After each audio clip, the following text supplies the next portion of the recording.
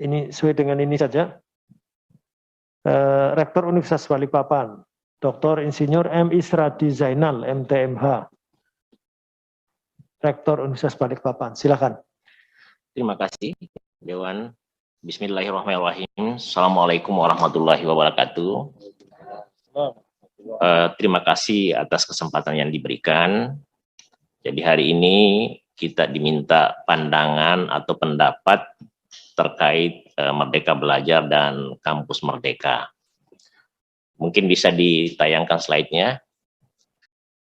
Sistem akreditasi perguruan tinggi. Nah, di sini saya pahami betul, Mas Menteri itu punya keinginan mulia, keinginan yang bagus.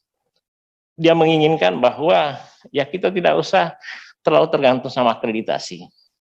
Kalau akreditasinya habis dan tidak ada komplain dari masyarakat, silahkan dilanjutkan. Nah, itu yang disampaikan oleh Mas Menteri.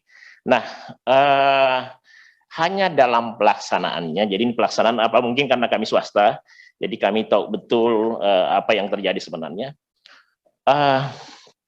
Itu tidak sesuai dengan harapan Bapak Pimpinan Dewan. Saya ngasih contoh, ya.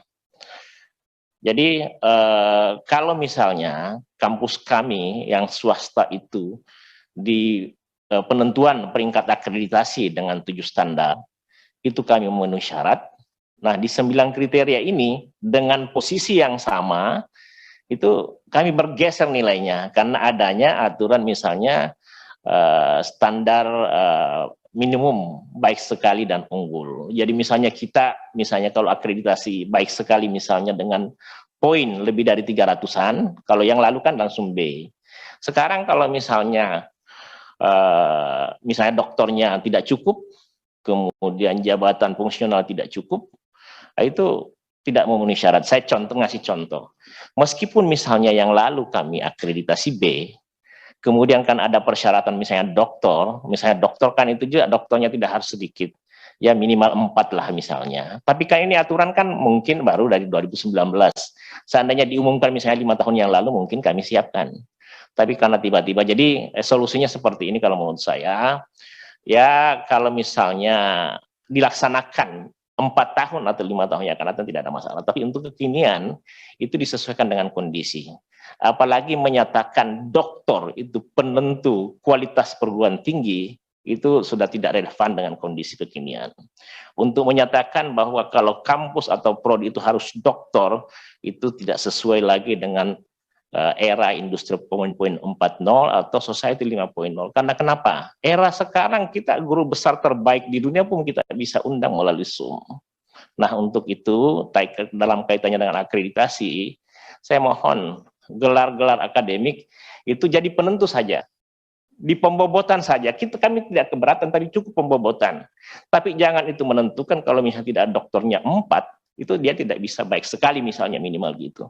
Sementara kita paham, banyak yang tidak bergelar doktor dengan pengalamannya luar biasa, apalagi ada konsep pengalaman yang dilakukan Mas Menteri, itu yang kita lakukan. Karena memang ini Permen tahun 2020, ya nomor 5 tahun 2020, sementara sistem akreditasi itu sudah diterbitkan sebelumnya.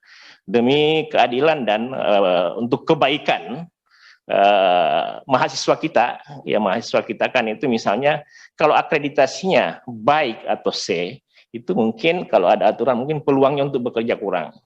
Sementara ini sama dengan dadakan. Dan apakah kita masih sependapat untuk menyatakan bahwa kampus hebat ditentukan doktor hebat? Saya rasa tidak. Pengalaman sekarang adalah era industri 4.0.